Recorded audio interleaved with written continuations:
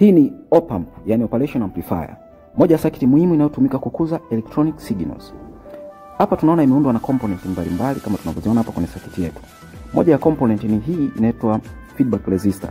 Hii inahusika na kutawala kile ambacho kinazalishwa, yani amplification ya output ambayo inatoka. Lakini pia tuna hii tumeona hapa inaitwa input resistor, ni kwa ajili ya kuzuia kiwango cha umeme kinachotengenezwa na op amp kisizuru voltage ambayo inazalishwa. Lakini pia tuna hii op amp yetu ambayo ina miguu 8. Miguu inayotumika ni 5 tu. Na huu ni mguu wa 6 ambao unatumika kama output kama tunavyoona, na miguu mingine miwili huku, mmoja wa pili na wa tatu inatumika kama input. Lakini pia output yetu hapa tunaiona hapa kwa ajili ya kutoa kile ambacho kinazalishwa huko kwenye circuit yetu.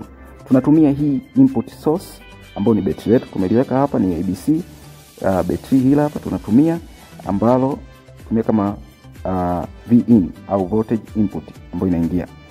Tunatumia mita yetu hii hapa kwa ajili ya kurekodia zile volti ambazo zinaingia na pia ambazo zinatoka. Hapa zinazotoka tutaona ni kiasi gani kupitia hii mita yetu ambayo tutatumia kupima hapa. Hii ni circuit yetu. Tumeichora hapa katika mchoro.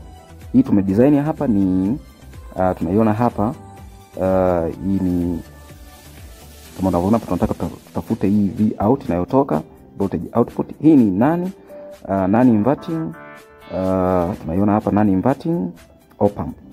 Hii non inverting op amp ambayo tumeidesign hapa ile pale kama tunavyoona hapa ambayo V output tunatafuta hapa. Kwa hiyo hapa tuna V in ambayo ni voltage input tunayoingia, tupime kwanza hapa kwenye betri letu. Tunapima kwenye betri hili, tunaangalia hapa inayoingia ni ngapi kwa kusoma hapa kwenye mita. Tukiangalia hapa kwenye mita inasoma kiasi cha V in ni 1.54. Tunaona hapa betri yetu ina 1.54 kama tunavyoisoma hapa kwenye mita. Lakini tunaenda kutafuta sasa V out kupitia hii circuit yetu ya non inverting op amp. Kupata volt output ni sawa na V input 1 plus feedback resistor tunagawa na ile input resistor. Kwa tunachukua V output ili tupate, tunaweka V input ambayo ni 1.54 na kwa 1 plus feedback resistor ambayo ni 820 tumetumia hapa.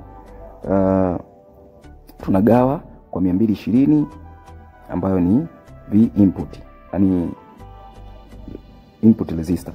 Kwa hapo tutapata ni kugawa hapa tutapata ni volt output, tutapata ni hapa tunapata 7.3 V ambayo tumepata hapa. Sasa tunataka tuihakiki hii hapa kama ni voltage output kupitia circuit yetu. Tuone hapa kwenye circuit yetu inasoma kiasi gani hapa. Tunaangalia kwenye mita hapa. Angalia hapa kwenye mita yetu hapa, tukisoma mita yetu hapa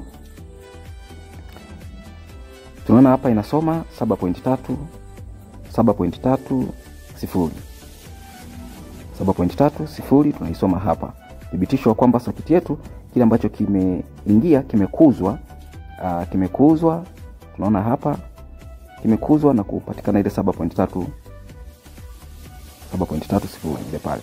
Inaona ile input yetu tuliweka 1.54 imekuzwa kwa kiwango fulani ambacho imeongezeka na kutengeneza ile 7.30 ambayo ni output kama tulivyoona hapa 7.3 kama output kama tulivyoiona hapa. Unaona hapa. Soma hapa 7.30 kama unavyoiona.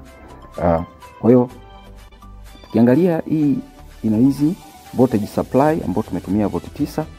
Battery ya volt 9 tumeconnect hapa, huko ni positive na negative. Weka pale power voltage supply ambayo tumeona hapa battery letu hili hapa